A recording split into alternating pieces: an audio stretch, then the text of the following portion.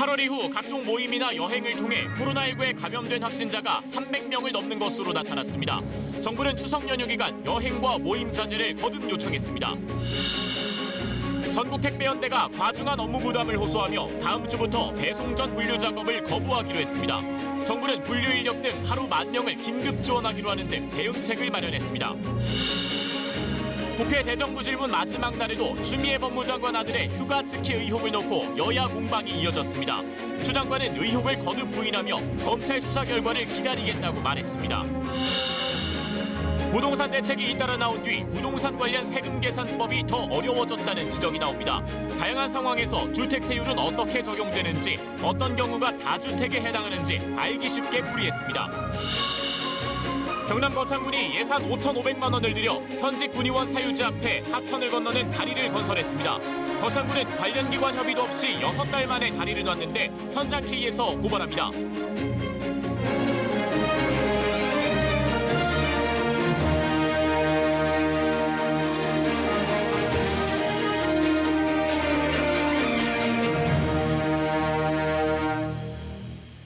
안녕하십니까. 코로나19 KBS 통합뉴스룸 9시 뉴스입니다. 민족 대이동이란 말이 실감나는 추석 대이동 올해 멈추기로 한 이유는 코로나19 확산세를 멈춰 세우기 위해서입니다. 대신에 귀향 말고 여행 택한 분들이 많다는 통계도 나오는데 다시 한번 고려해 보시죠. 8월 이후 모임과 여행에서 감염된 사람이 300명이 넘는 걸로 나타났습니다. 첫 소식 서병립 기자입니다. 경기도 고양시에서는 일가족 8명이 확진 판정을 받았습니다. 가족 중 1명이 이달 초 이틀간 서울 세브란스 병원에서 친척을 간병했습니다. 집단 감염이 생긴 병동에 머문 겁니다. 간병을 마친 뒤에는 가족 9명과 여행을 다녀왔고 이 가운데 7명 등 일가족 8명이 양성 판정을 받았습니다. 세브란스 병원을 다녀오신 이후에 감염이 일어났고 그 이후에 이제 가족 여행을 통해서 가족 내의 전파가 추가적으로 일어나는 것으로 이렇게 확인하고 있습니다. 여름 휴가철인 8월 이후 모임이나 여행과 관련한 집단 감염이 13건 발생했고 관련 환자는 전국 대부분 지역에서 나왔습니다. 최소 수십 명씩 확진자가 나온 온라인 산악 카페, 양평 단체 모임, 영남 골프 여행 등이 대표적입니다. 모임 참석자가 149명, 같이 모이거나 여행을 가지 않았는데도 추가 전파로 162명이 감염됐습니다. 가족이나 지인 간의 친밀감이 오히려 위험 요소로 작용한 겁니다. 함께 여행하면 장시간 같이 지내고 가족 간의 신뢰감 때문에 마스크를 쓰지 않는 경우도 많기 때문입니다. 동행을 하면서 노출이 되고 또 식사나 다른 활동을 통해서 마스크를 철저하게 쓸 수 없는 상황들을 많이 공유하기 때문에 한 분이라도 감염자가 있으면은 대부분 감염되는 그런 양상을. 더 큰 고민은 추석 연휴입니다. 코로나19 위중증 환자 가운데 85% 이상이 60대 이상인데다 사망자 19도 60대 이상 고령층입니다. 귀성으로 부모님, 고향 어르신들과의 접촉이 늘면 이들의 감염 위험도 커질 수밖에 없습니다. 여기에다 고향 방문 대신 휴양지로 몰리는 풍선 효과까지 우려됩니다. 여행을 가도 숙소에만 머물 수 없기 때문에 결국 숙소 인근이 밀집되는 만큼 고향을 가지 않는 게 의미가 없어진다는 설명입니다. 방역당국은 추석 연휴 특별 방역기간 동안 적용될 구체적인 세부 대책을 다음 주 내놓을 예정입니다. KBS 뉴스 서병립입니다. 새로운 확진자 153명입니다. 국내 발생은 145명입니다. 요 며칠 계속 100명 초반대를 유지하다가 다시 중반대로 올라선 건데요. 수도권 환자가 많이 나온 게 영향을 미쳤습니다. 서울 62명, 경기에서 52명이 확인됐습니다.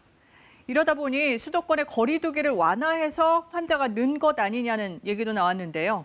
방역당국은 거리 두기의 효과는 빨라야 열흘은 있어야 나타난다면서 지난주부터 전체적으로 감소 추세에 있고 일시적인 증가는 있을 수 있다고 평가했습니다. 광복절 집회와 관련해선 19명이 추가로 확진 판정을 받았습니다. 세브란스 병원 관련해서도 가족과 간병인, 직원 등 14명이 더 감염됐습니다. 경기도로 가볼까요? 부천 남부교회 관련해서는 모두 15명, 광명시 기아자동차, 그리고 고양시 박예원 관련해선 각각 11명이 확진된 걸로 조사됐습니다. 수도권 밖에서는 충남 보령의 해양과학고에서 학생과 선생님, 또 통학기사 등 5명이, 또 대구 동충하초 설명회와 관련해서는 충남 천안 또 충북 진천 확진자들과의 이 역학적인 관련성이 새로 확인돼서 누적 확진자 수가 더 늘었습니다. 그러니까 대구에서 시작된 감염이 천안을 거쳐 진천까지 이어진 셈입니다. 2주 동안 수도권 2.5단계 이후에 최소 2단계 이상의 거리 두기를 계속 이어가는데도 기대만큼 확진자가 확 줄지 않는 이유 뭘까요? 이호연 기자가 취재했습니다.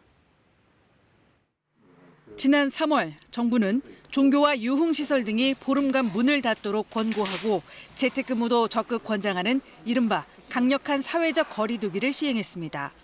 대구 신천지 교회발 확산으로 한때 900명 넘던 하루 확진자는 열흘 만에 감소세로 돌아섰습니다. 하지만 최근 시행된 거리 두기 2.5단계 이후의 상황은 이전과 다릅니다. 지난달 400명대까지 치솟았던 확진자 수가 100명대까지 줄긴 했지만 더 강화된 거리 두기였음에도 기대만큼 감소세가 뚜렷하지 않았기 때문입니다. 신천지 교회 때와 달리 감염이 단일 집단을 벗어나 다양한 곳으로 퍼진 탓입니다. 8월 중순 그때 이미 굉장히 다양한 집단에서 환자가 발생하고 있었고 전파 경로가 명확하지 않은 환자가 많았었거든요. 언제 어디서 감염됐는지 확인되지 않은 사례가 4명 중 1명꼴 이상으로 늘어나는 등 전파 경로를 찾기 어려워진 점도 감소세를 맞고 있습니다. 확인되지 않은 무증상 경증의 감염원이 남아 있어서 그분들이 추가적인 전파의 위험이 있다라는 그런 의미가 있고 엄밀하게 조사를 진행하기가 어려운 한계가 존재하는. 특히 대유행이 시작됐던 지난 5월과 8월은 거리 두기가 완화된 상태에서 연휴와 휴가철이 겹쳤습니다. 이동이 잦아지면서 지역사회에 확진자가 광범위하게 퍼졌고 이 여파가 아직까지 이어지고 있다는 분석입니다. 사회적 거리 두기도 단계도 완화했고 이러기 때문에 이게 이제 긴꼬리 형태로 좀 추석 때까지 이어졌다가 추석 때 한번 증폭되는 이런 패턴으로 갈 수 있어서 상당히 좀 우려가 됩니다. 수도권을 제외한 지역의 확진자 수가 크게 줄었는데도 정부가 사회적 거리두기 2단계를 쉽게 완화하지 못하는 이유도 바로 이 때문입니다. 정부의 결정은 이번 주말쯤 나옵니다. KBS 뉴스 이효연입니다. 전 세계적으로는 코로나19에 감염된 사람이 3천만 명을 넘었습니다. 문제는 확진자 증가 속도가 갈수록 빨라진다는 건데요. 당장 백신을 기대할 수 없는 상황에서 미국의 보건당국자는 마스크가 백신보다 효과가 클 수 있다는 의견을 내놨습니다. 보도에 하송현 기자입니다. 코로나19는 지난해 말 세계보건기구에 처음 보고됐습니다. 그로부터 9개월 넘게 지난 지금 전 세계에서 3천만 명 넘게 감염됐습니다. 문제는 확진자 증가 속도가 갈수록 빨라진다는 겁니다. 첫 보고 이후 179일 만에 1천만 명의 확진자가 나왔지만 2천만 명은 44일 만에 3천만 명까지는 38일 걸렸습니다. 최근 들어 인도에서 하루 9만 명 넘게 확진자가 생겨나고 있어서인데 인도의 누적 확진자는 512만여 명으로 조만간 미국을 넘어설 것이란 전망이 나왔습니다. 이어 브라질, 러시아 순으로 확진자가 많습니다. 사망자 역시 시간이 갈수록 빠르게 늘어 100만 명에 가까워졌습니다. 특히 미국 내 사망자는 전 세계에서 처음으로 20만 명을 넘었습니다. 피해는 커져가지만 대통령 선거를 앞두고 정치권은 백신을 두고 공방만 이어가고 있습니다. So as soon as it is announced, we'll be able to start. That'll be from mid-October on. I trust vaccines. I trust scientists, but I don't trust Donald Trump. 보다 못한 보건당국자가 백신보다 마스크가 더 확실한 방역책이라고 강조했습니다. 백신이 올해 나오더라도 일반인은 내년 중순에나 접종 가능하고 효과도 70%로 예상된다는 이유에서입니다. This face mask is more guaranteed to protect me against COVID than when I take a COVID vaccine. 또 영국의 데일리 메일은 눈이 바이러스의 감염 통로가 될 수 있다는 연구 결과를 보도하며 의료진은 눈 보호 장비를 착용하고 일반인도 손으로 눈을 만지지 말라는 전문가의 조언을 전했습니다. KBS 뉴스 하송현입니다. 택배기사 4천여 명이 다음 주부터 분류 작업을 거부하기로 했습니다. 정부와 택배사들은 하루 평균 10,000명을 추가 투입하겠다는 대책을 내놨는데 노조는 이걸 받아들일지 고심하고 있습니다. 먼저 이지윤 기자가 보도합니다. 분류 인력 즉각 투입하라! 새벽같이 출근해 택배 분류 작업까지 도맡으면서 노동자들이 과로사 위기에 내몰렸다. 전국택배연대가 노조원 4천여 명의 투표에 95%의 찬성률로 다음 주 월요일부터 분류 작업을 거부하기로 한 이유입니다. 하루 13시간, 16시간 중 절반을 분류 작업에 업무에 매달리면서도 단 한 푼의 임금도 받지 못하는 일입니다. 추석 연휴 배송 차질을 막기 위해 정부와 업계 측이 대응책을 내놨습니다. 우선 추석 성수기인 다음 달 16일까지 주요 택배회사 터미널 등에 분류 인력과 차량 배송 지원 인력을 추가 투입하기로 했습니다. 하루 평균 10,000명의 인력이 현장에 더 배치되는 셈입니다. 또 택배 근로자의 건강 보호를 위해 밤늦게까지 배송이 이루어지지 않도록 노력하고 근로자가 원할 경우 물량이나 배송 구역도 조정할 방침입니다. 전국택배연대 측은 이 같은 안을 놓고 논의 중인데 부정적인 기류도 적지 않은 것으로 전해졌습니다. 합의가 이뤄지지 않을 경우 추석을 앞둔 택배 운송 차질은 불가피할 전망입니다. 분류 작업 거부를 선언한 4천여 명은 전체 택배 노동자의 10% 수준. 신선식품 등 빠른 배송이 필요한 제품을 중심으로 일부 배달이 지연될 가능성이 높습니다. 다만 자체 배송망이 구축돼 있는 백화점과 대형마트, 쿠팡 등 대형 유통사는 정상적으로 배달이 이루어질 것으로 전망됩니다. 이번 사태에 대해 한국노총 전국우정노조는 택배 노조가 분류 작업을 거부하면 집배원들의 노동 강도가 가중될 것이라고 비판했습니다. KBS 뉴스 이지윤입니다. 네, 이 합의가 이루어질지는 조금 더 지켜봐야겠습니다만 그럼 이 택배 노동자들의 분류 작업 조금 더 들여다보겠습니다. 할당된 물량을 배달할 시간이 부족한 탓에 사비를 들여 분류 작업을 하는 임시직까지 고용하고 있다고 합니다. 백상현 기자가 취재했습니다. 컨베이어 벨트에서 배달 물량이 쏟아집니다. 택배 노동자가 여기서 자신이 배달할 물건을 골라냅니다. 분류 작업 중인 사람 가운데는 아르바이트 학생도 있습니다. 물량이 점점 늘면서 분류하는 일에 길게는 9시간까지 걸리자 택배 노동자들이 돈을 모아 따로 임시직을 고용한 겁니다. 이렇게 돈을 쓴 지 2년 됐습니다. 같은 레인에 배당된 6명이 돈을 모아 아르바이트 1명을 쓰는 겁니다. 하루 3시간 분류 작업하는 아르바이트생에게 한 달 120만 원을 줍니다. 한 사람당 20만 원씩 돈을 쓰는 셈입니다. 물건이 도착을 해서 분류가 빨리빨리 돼서 배달 나가야 되는데 그게 자꾸 늦어지니까 하차만이라도 이제 우리가 돈을 써서라도 이렇게 이제 유지를 하고 있는 실정이죠. 다른 물류센터도 사정은 비슷합니다. 16년 차 택배 노동자 최성진 씨는 아내에게 분류 작업을 맡겼습니다. 이곳 물류센터의 택배 노동자는 70명, 이 가운데 20명 정도는 가족에게 분류 일을 맡겼거나 아르바이트를 쓰고 있습니다. 와이프가 하차하는 동안 제가 이제 2탕을 뛰면서 한 40-50개 정도를 배달을 하고. 명절이 다가오면서 물량도 더 늘어 오후 늦게나 배달에 나서 다음 날 새벽에서야 일이 끝나는 곳도 있습니다. 하루하루가 버거운 현실에서 물량이 30% 이상 늘어난다는 명절 연휴가 두렵습니다. 분류 작업 거부에 참여하는 택배 노동자는 4천여 명.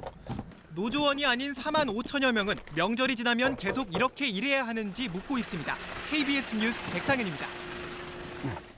국회 소식입니다. 대정부 질문 마지막 일정이었는데 여야는 오늘도 추미애 법무부 장관 아들 특혜 의혹 등을 두고 설전을 벌였습니다. 개현우 기자입니다. 마지막 날도 추미애 법무부 장관의 질문이 집중됐습니다. 지원 반장의 면담 기록에 부모님께서 민원을 넣었다 이렇게 기록이 돼요. 민원을 넣은 바가 없고요. 제 남편에게도 민원을 넣은 적이 없다는 것을. 장관님께서 민원실에 전화한 사실이 없다고 말씀하셨죠. 앞서 한 번이 아니고 지금까지 저는 관여한 바가 없다. 추미애 장관은 아들 의혹을 재차 부인하며 검찰 수사 결과를 기다리겠다고 답했습니다. 야권은 추 장관 장녀가 운영하는 식당에서 기자간담회 등으로 썼다는 정치자금 250여만 원 문제도 제기했습니다. 가족들한테 매출 올려주기, 이게 정의와 공정에 반하는 일입니다. 그걸 딸 가게라고 해서 제가 공짜로 먹을 수는 없는 거죠. 여당은 정책과 민생을 다뤄야 할 대정부 질문 취지에 집중하자고 맞섰습니다. 수많은 민생 사회 문제가 산적해 있는 오늘, 오로지 법무부 장관을 겨냥한 맹목적인 비난과 의혹 제기로 가득 찬 오늘. 코로나19 방역과 관련해 개천절 집회 강행 시 엄정 대응을 주문했고 정세균 국무총리는 집회를 불허하고 원천 차단하겠다고 답했습니다. 코로나19를 확산시키는 결과를 초래하면 거기에 대해서 책임도 묻고 또 경우에 따라서는 구상권까지도 청구할.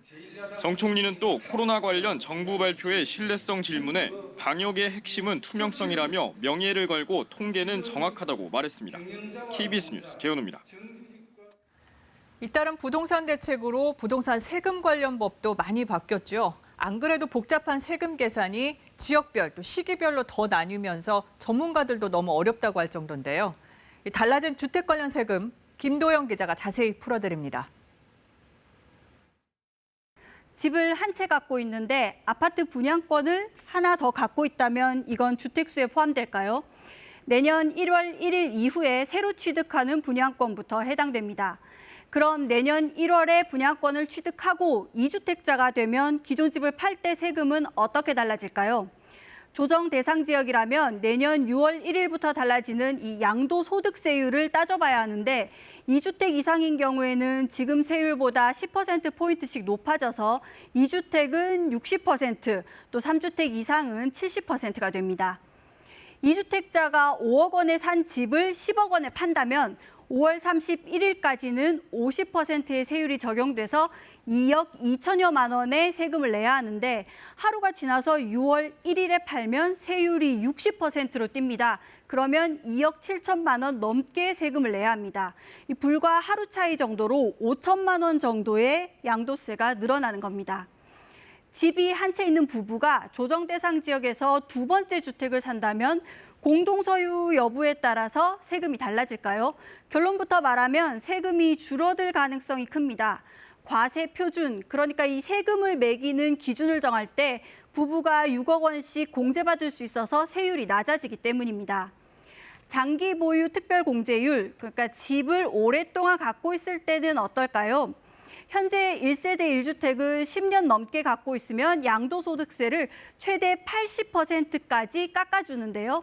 내년 1월에 이 집을 판다면 세금이 늘어납니다. 내년부터는 갖고 있는 기간뿐만 아니라 실제로 그 집에 살았는지도 따지기 때문입니다. 집을 갖고만 있고 살지 않았다면 할인폭이 낮아지는 걸 알 수 있습니다. 2년 이상 살아야 거주기간 공제 혜택을 받을 수 있는데요. 10년 보유에 3년을 거주했다면 52%, 또 2년을 살았다면 48%의 할인 혜택을 받을 수 있습니다. 자, 예를 들어서 5억 원에 사서 이 집에 3년 동안 살았다면 10억 원에 이 집을 팔면 올해 말까지 모든 공제를 합쳐서 45만 원의 세금을 냅니다. 하지만 내년 1월 이후엔 200만 원 넘게 내야 합니다. 이렇게 백문백답 형식으로 정리된 주택세법 안내자료는 국세청 홈페이지나 홈택스 등을 통해서 확인할 수 있습니다. KBS 뉴스 김도영입니다.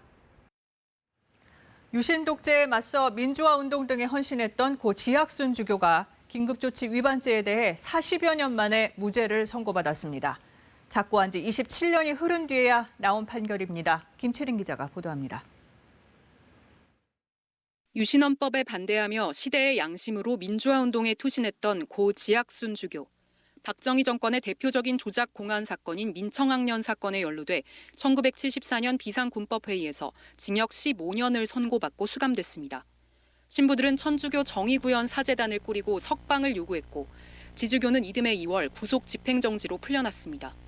하지만 반년 뒤 대법원은 지주교에 대해 긴급조치 위반 등으로 징역 15년형을 확정했고 고인은 1993년 지병으로 타계할 때까지 이 같은 굴레를 벗지 못했습니다. 윤리 도덕적으로 잘못됐으면 그건 잘못됐어. 네. 고쳐야 되겠어. 네. 하는 말을 해야만 종교예요. 네. 그걸 못하면 그건 종교가 아니지.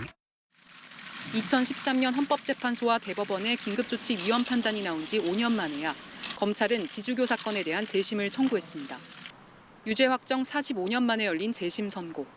서울중앙지법은 긴급조치 1, 2, 4호는 모두 위헌이고 무효로 판단됐다며 지주교의 관련 혐의에 대해 오늘 무죄를 선고했습니다. 국가를 우선적으로 생각하셨기 때문에 상당히 의미가 있고 기뻐하실 거라고 생각하고 있습니다.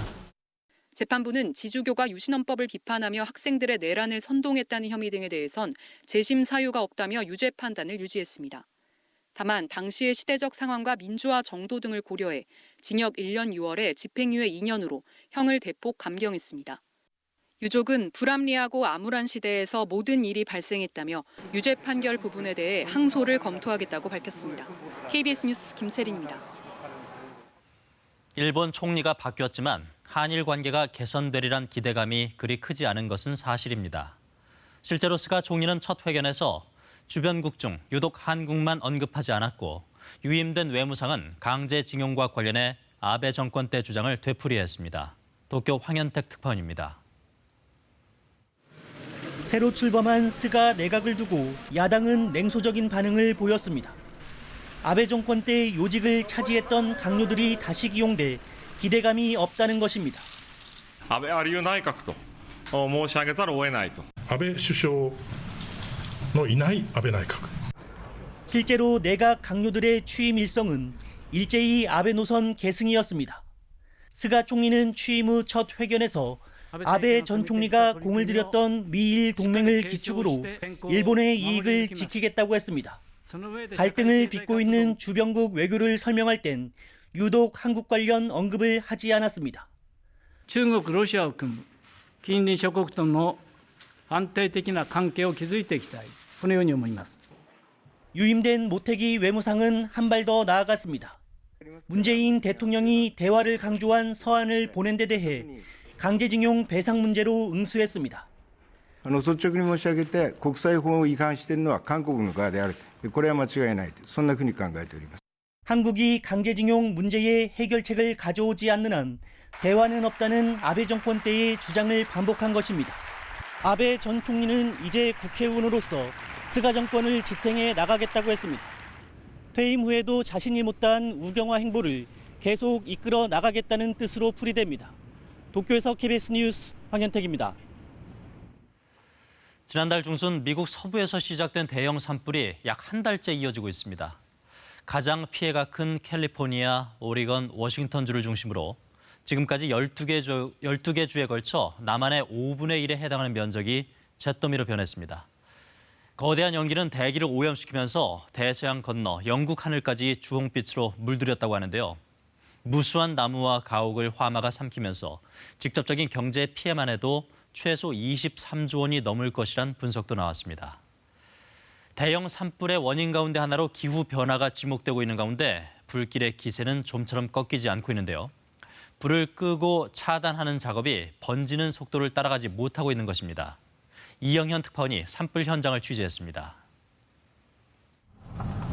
로스앤젤레스 도심에서 북동쪽으로 1시간쯤 거리에 있는 산불 현장입니다. 계곡에서 타오르는 불길과 엄청난 연기에 소방대원들도 몸을 피했습니다. 소방대원은 취재진의 철수를 요구합니다. I need you to go. Let's go. 6일부터 시작된 산불은 약 180제곱킬로미터, 서울 면적의 3분의 1가량을 태웠습니다. 이 지역 산불의 예상 진화 시점은 10월 30일, 그러니까 진화 작업을 한 달 넘게 더 해야 하는 상황입니다. 하지만 희망일 뿐, 사력을 다해 6%까지 올려놨던 산불 차단율이 이틀 만에 다시 3% 수준으로 낮아졌습니다. 불을 끄고 저지하는 것보다 불이 번지는 속도가 더 빠른 겁니다. Any change in wind can take that fire and spread that fire anywhere and make another fire. That's why it gets bigger. 이 산불 지역도 2주 동안 서울시 면적의 1.4배를 태웠지만 기세는 꺾이질 않습니다. 산불이 내뿜는 짙은 연기 때문에 현재 불을 끌 수 있는 수단은 소방 헬기가 유일합니다. 소방 헬기는 1시간에 4차례 이동하며 불을 끄고 있습니다. 한 번에 운반할 수 있는 물의 양은 약 7,500리터 정도 됩니다. 이 헬기가 담아가는 물에는 화재 지연가루와 붉은색 색소를 섞어놨습니다. It's a fertilizer-based chemical that's mixed with water, and the only reason we make it red is so we can see it. You know, if it was green and we drop it on trees and we can't see it. Hey, time to move the hose line up. 불은 초기부터 너무 빨랐습니다. 사람들을 대피시키고 주택이 타는 걸 막는 사이 산과 들판의 불은 이미 손을 쓸 수 없이 번졌습니다. 한 번도 겪어보지 못한 대형 산불에 135년 전통의 캘리포니아 소방당국은 지금 한계 상황을 맞고 있습니다. 캘리포니아 산불 현장에서 KBS 뉴스 이영현입니다. 위성으로 찍은 북극 그린란드의 빙하입니다. 6년 전만 해도 단단하게 붙은 얼음 덩어리가 조금씩 달라지나 했더니 바로 지난달에는 보시는 것처럼 이렇게 뚝 떨어져 나갔습니다. 떨어져 나간 얼음 면적은 프랑스 파리보다 넓고 서울시로 따지면 20%가량입니다. 앞서 전한 미국 산불 사례도 지금 보여드린 북극의 빙하도 먼 나라의 얘기 아닌가 싶기도 하지만 이젠 남의 일이 아닙니다. 이 비의 이름은 장마가 아니라 기후위기라는 해시태그. 올여름 긴 장마와 태풍을 연달아 겪으면서 퍼져나간 문구입니다. 신종 감염병에 더해 이상 기후까지 겹치면서 기후변화는 북극곰의 집이 사라지는 정도가 아니라 오늘 우리의 삶을 위협하는 문제로 다가오게 된 것입니다. 꺼지지 않는 산불과 쪼개져 나간 빙하, 못 견디게 뜨거워진 지구는 지금 이대로 괜찮은지 우리에게 질문하고 있습니다.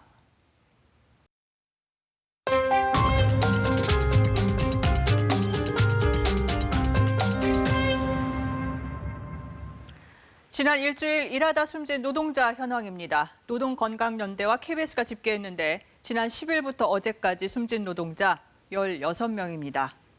또 숨지진 않았어도 일하다 다치거나 질병을 얻은 노동자들 지난해에만 10만 명이 넘었습니다. 그럼 산재 이후의 삶은 어떨까요? 최근에 발표된 논문입니다. 산재 이후 스스로 생을 마감한 노동자들을 분석했습니다. 2003년부터 2015년까지 2,796명이 삶을 이어가지 못했습니다. 같은 연령대 경제활동 인구보다 2배 높은 비율입니다. 뭐가 이들의 삶의 의지를 꺾었을까요? 역시 경제적 어려움이었습니다. 산재 노동자의 소득, 사고 이후 5년 동안 평균 14% 이상 줄었고 특히 임시직은 27% 줄었습니다. 치료를 받은 뒤 다시 일을 하고 싶어도 원래 직장으로 돌아간 경우는 절반에 불과하고 5명 중 1명꼴로 사고 뒤 3년 안에 일자리를 잃었습니다. 우리 산재보험제도가 좀 더 보완돼야 한다는 얘기인데요. 그제 병을 얻은 지 16년 만에 삼성 반도체 노동자에게 산재 인정의 길을 열어준 재판부, 이렇게 말했습니다. 산재보험의 목적은 일터의 위험을 사회 전체가 분담하도록 하는 것이다. 네, 일하다 죽지 않게 KBS 연속보도 이어갑니다. 그 쇳물 쓰지 마라. 10년 전 제철소 용광로에 빠져서 숨진 노동자를 추모한 시의 제목입니다. 최근에 이 시가 노래로 거듭나 SNS 등을 통해 퍼지고 있습니다. 지금도 여전히 위험에 노출된 노동자들, 여기 관심을 호소하고 나선 가수 하림 씨를 정현욱 기자가 만나봤습니다. 광염의 청년이 사그라졌다. 그 쇳물 쓰지 마라. 2010년 9월 충남 당진의 한 철강 공장에서 용광로에 추락해 숨진 20대 노동자. 그 청춘을 삼켜버린 용광로 속 쇳물로 아무것도 만들지 말자는 애절한 추모입니다. 사고 직후 뉴스 댓글창에 올라와 널리 알려졌던 시를 가수 하림 씨가 10년 만에 노래로 만들었습니다. 자신을 예술 노동자로 정의하며 곡을 쓴 첫 번째 이유로 동질감을 꼽았습니다. 계속 힘든 일 하게 만들고, 근데 우리 입장에서는 또 그렇게 할 수밖에 없고, 뭐 그런 안타까움을 갖고 있었죠. 노래로 전하고 싶었던 또 하나의 메시지는 10년이 지나도 달라진 게 없는 노동 현장의 현실. 이 문제의식을 널리 공유하고 공감할 수 있도록 SNS를 중심으로 함께 노래하기 챌린지가 진행 중입니다. 함께 노래하기의 첫 번째 참여자, 2018년 태안화력발전소에서 작업 도중 숨진 고 김용균 씨의 어머니 김미숙 씨였습니다.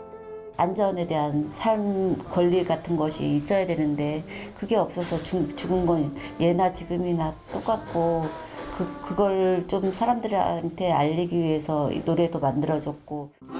견고한 현실의 벽에 작은 균열이라도 내야겠다는 의지가 만들어낸 시와 노래. 꿈쩍하지 않는 그런 큰 회사들도 아마 사람들이 무서워서라도 뭔가 이렇게 대책을 마련하지 않을까. 일하다 죽어서는 안 된다는 절박한 외침이 돼 메아리치고 있습니다.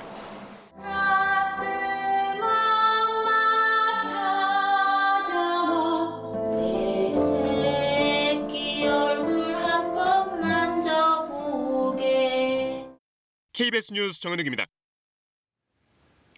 사회에 꼭 필요하지만 돈벌이는 잘 안 되는 그런 일이 있습니다. 몸이 불편한 사람들을 돌봐주거나 친환경 먹거리를 싸게 파는 일이 대표적이죠. 이런 일 하라고 2012년 협동조합 기본법이 만들어졌고요. 이후에 사회적 기업이나 협동조합 등이 많이 생겼습니다. 3년 예비 단계 거쳐서 정식 법인이 되면 혜택이 많아서 설비 투자 예산과 인건비를 지원받고 세금도 덜 내도 됩니다. 현재 전국의 협동조합은 18,000개가 넘고 예비 사회적 기업과 사회적 기업도 4,000개가 넘게 세워졌습니다. 하지만 그림자도 짙어져서 감시와 관리 또 감독이 느슨해지자 부실과 비리도 늘고 있습니다. 공적 지원금을 가로챈다는 비리 제보가 이어지고 있는데요. 장애인 일자리를 만들겠다며 세운 춘천의 한 예비 사회적 기업을 조휴연 기자가 심층 취재했습니다. 2년 전 한 사회적 협동조합이 장애인 일자리 창출을 하겠다고 카페를 차렸습니다. 장애인 직원은 한 달 100만 원의 월급을 받았습니다. 그러나 손에 쥔 돈은 60만 원, 40만 원은 회사에 되돌려줬습니다. 조합이 후원금 명목으로 사실상 강제로 거둔 돈입니다. 내기 싫었지만 어쩔 수가 없었다고 말합니다. 매번 협박을 당했어요. 너 잘리면 갈 데 없다 뭐 이런 식으로. 그리고 네가 불만이 있으면 네가 나가라. 조합 대표는 다른 얘기를 합니다. 경영이 어려워 고통 분담을 했을 뿐 강제는 아니라고 주장합니다. 모든 자기의 판단이잖아요. 기부금을 내고 안. 온전히 맞는 직장으로 가서 나의 행복한 삶을 이어가겠어 하면 그럼 가셔야 됩니다. 회계 공시도 엉터리였습니다. 같은 해 같은 항목의 결산 금액이 20% 이상 차이가 납니다. 2018년 손실액은 서류를 작성한 연도에 따라 수백만 원씩 달라졌습니다. 조합 대표가 회계 수치를 조작한 겁니다. 경제 상황을 좋게 만들었어요. 왜? 그렇게 좋게 만들어야 사회적 기업 갈 때 점수가 나오거든요. 인건비를 지원한 춘천시, 관리 감독을 해야 할 고용노동부와 그 산하기관 가운데 어디 한 군데도 월급 횡령과 회계 비리를 잡아내지 못했습니다. 기업에서 그 개인 그 급여 계좌로 전체 입금이 되고 그 이후에 이루어지는 부분에 대해서는 시에서는 사실상 확인하기 어려운 부분이 있습니다. 여기만 비리가 있었던 건 아닙니다. 올해 전국에서 지정이 취소된 사회적 기업은 6군데. 광주광역시에서도 직원 급여의 일부를 되돌려받은 사회적 기업이 지정 취소 제재를 받았습니다. 강원도 철원에선 직원에게 부당 근로를 시켰다가 적발되기도 했습니다.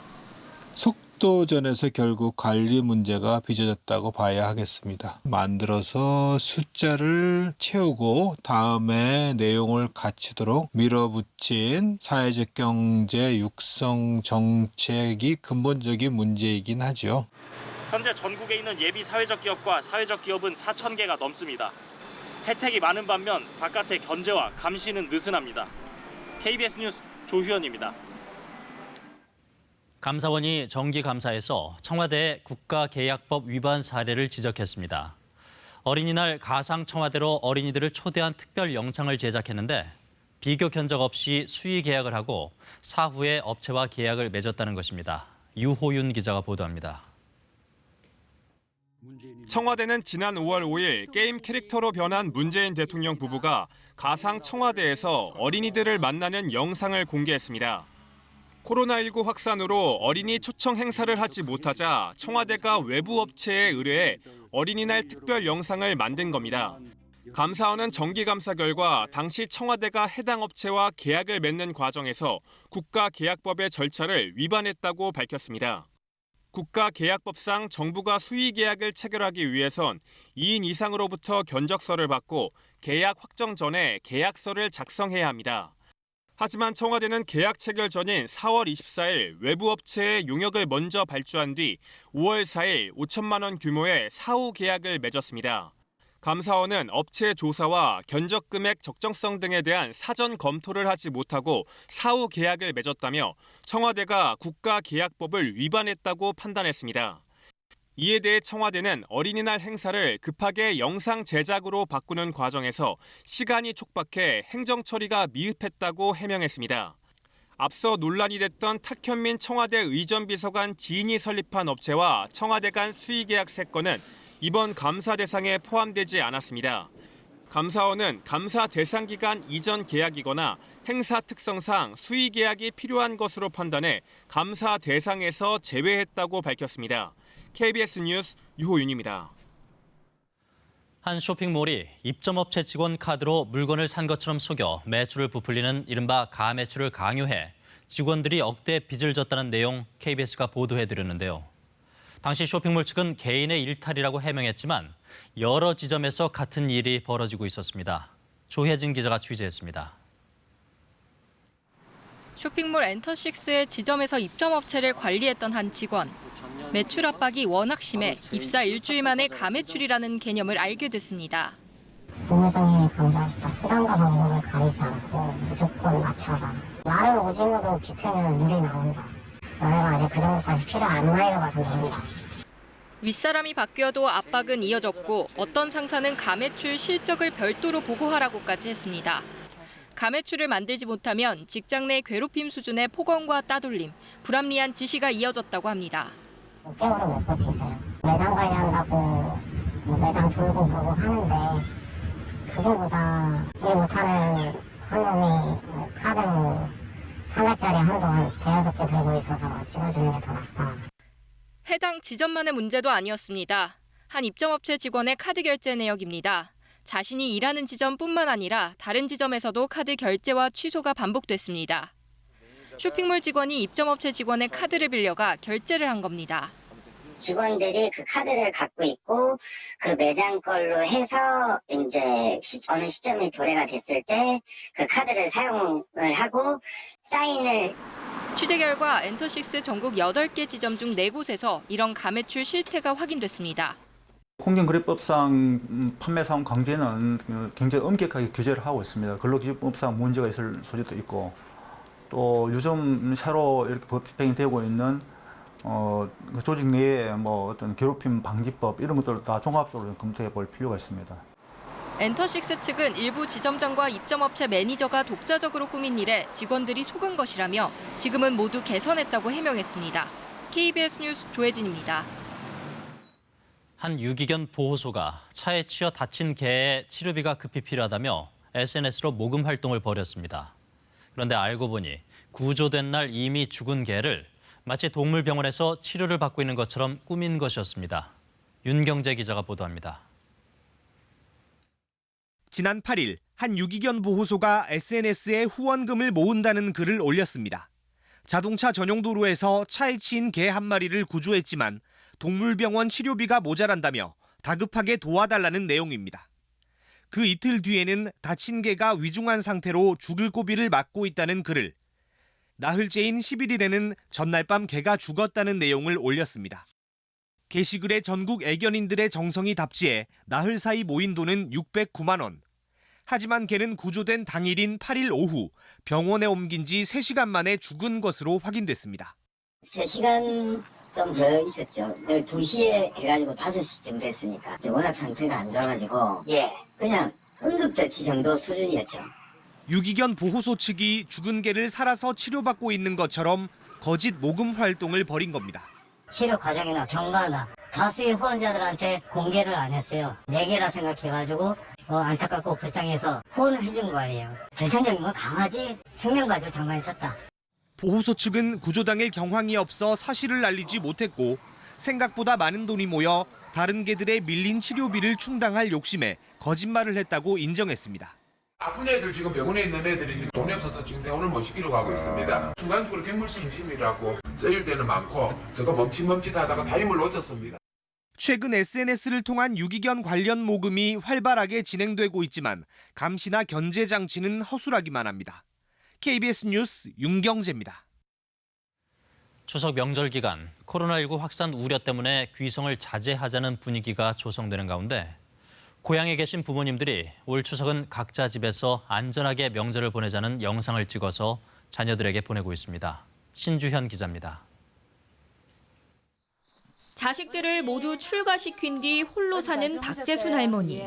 추석이 다가오면서 혹여 자식 손자들이 집에 오지 못해 마음 불편할까 영상 편지를 띄워봅니다.